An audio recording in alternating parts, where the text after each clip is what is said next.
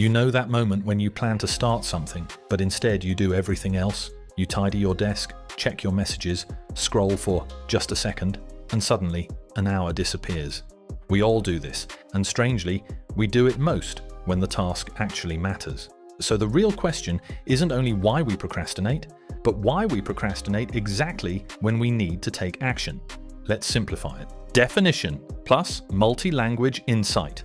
Psychologists define procrastination as delaying a task even when you know the delay will make things worse. Dr. Piers Steel, a leading researcher on procrastination, says it's not modern behavior, it's human behavior. You see it reflected across languages. English, putting it off. Arabic, taswaf, delaying until tomorrow. French, remettre à plus tard. Chinese, tuoyan, dragging something out. Different words, different cultures, same behavior. Because procrastination is rarely about the task itself, it's about the emotion attached to it. 2 levels of procrastination. There are 2 main types of procrastination. 1. Delaying what's clear. These are tasks with obvious steps. Sending a message, booking something, finishing a simple task. 2. Delaying what's unclear. These tasks are vague, uncertain, emotionally heavy, or mentally foggy. Researchers found vagueness is one of the strongest predictors of procrastination. You can't walk towards something that doesn't have a shape. Readiness, knowledge, and confidence. We often delay not because we're lazy, but because we're not ready. To start, we usually need 1. A clear plan. 2. The required knowledge. 3. Confidence in our ability. When all 3 are there, starting feels natural. But when even one is missing, plan, skill, or confidence, hesitation appears. Confidence usually comes from feeling capable or feeling supported. When neither is present, procrastination happens quietly, not as defiance, but as psychological self-protection. Emotional roots. Here's what many people misunderstand. Procrastination isn't a time management issue. It's an emotional management issue. Psychologists call procrastination mood repair. We don't delay the task, we delay the feeling tied to the task. That feeling might be fear, guilt, pressure, self-doubt, confusion, frustration, overwhelm, or even boredom. You're not running from the task, you're running from the discomfort connected to it, and fighting emotions is exhausting. Importance and meaning. Importance is personal. What matters to you might not matter to someone else. Some tasks are externally important. Deadlines, bills, obligations. Others are internally important. Purpose, identity, peace, creativity. But here's the twist. We procrastinate most on the tasks that matter to us, not to others. Because those tasks carry emotion, meaning, and risk. Meaning increases the emotional stakes.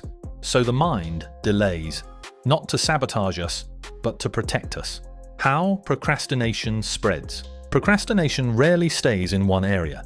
It leaks into many corners of life. Finances, budgets delayed, emails ignored, opportunities missed, small decisions postponed until they become urgent problems. Health routines skipped, rest postponed, checkups delayed, stress accumulates quietly, relationships, messages left unread, apologies delayed, conversations avoided. Distance grows silently. Small delays become quiet consequences. Case study. 1. Daniel. Financial avoidance. Daniel kept delaying a simple budgeting task, 5 minutes of work. But every week, he avoided it. He felt guilty, overwhelmed, and annoyed at himself.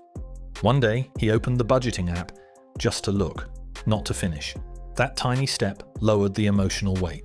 10 minutes later, he completed everything. Procrastination wasn't a time issue. It was emotional pressure. Modern world. Dopamine and distraction. Today's world makes procrastination worse. Not because we're weaker, but because distractions are stronger. Every notification gives a hit of dopamine, the brain's reward chemical. Your mind learns a scroll equals reward. Work equals no immediate reward. So your brain leans toward instant gratification.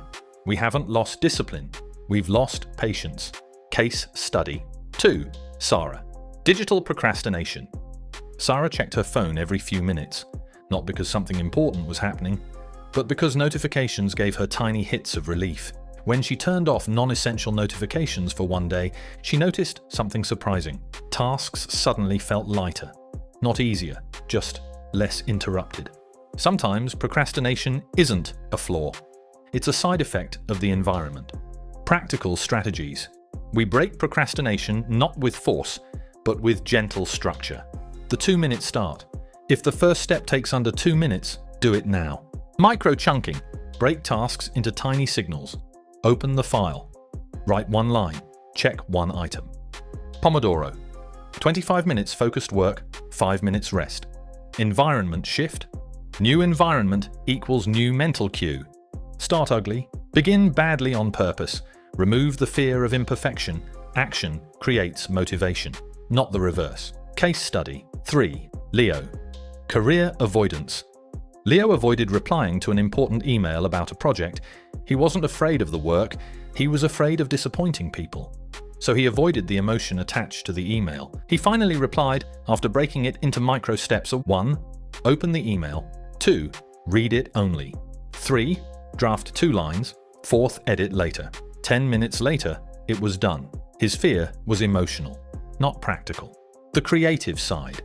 Some procrastination is actually incubation. The brain working in the background. Walking away sometimes leads to clearer ideas. Your mind doesn't stop thinking just because you stop working. Avoidance drains energy. Incubation creates clarity. The trick is recognizing the difference. Case study 4. Priya. Relationships.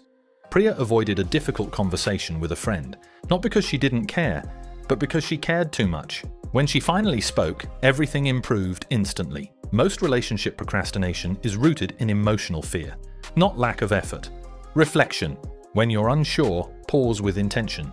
Ask yourself, am I avoiding what I know, or what I don't yet understand? Do I need clarity, skill, or support? Is this avoidance or incubation? Sometimes procrastination isn't failure. It's your mind saying, slow down, get clear, then move. Action step. Choose one small, good-intended task you've been delaying. Send the message, tidy the corner, open the file, drink water, make the call, give it just 5 minutes. Momentum begins where hesitation ends. This was Simplify. Everyday ideas, curious thoughts, and random truths. Simplified. If this made you think, subscribe and start turning tomorrow into today.